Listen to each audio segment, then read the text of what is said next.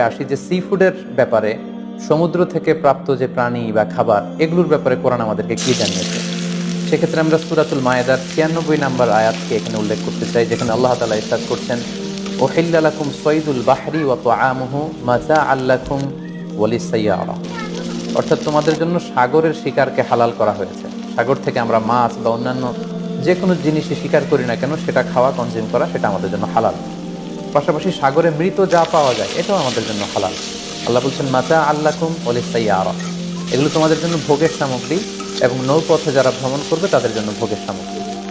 রাইসুল মুফাসসিরিন আব্দুল্লাহ ইবনে আব্বাস রাদিয়াল্লাহু তাআলা আনহু এই আয়াতের তাফসীরে সয়দুল বাহার বলতে তিনি বুঝিয়েছেন জীবিত।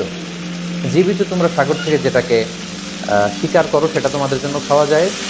আর ওয়া তাআমুহু দ্বারা তিনি উদ্দেশ্য নিয়েছেন মৃত, অর্থাৎ সাগর থেকে প্রাপ্ত যে কোনো প্রাণী জীবিত হোক কিংবা মৃত হোক, যেভাবেই আমরা আহরণ করি না কেন সেটা খাওয়া আমাদের জন্য হালাল।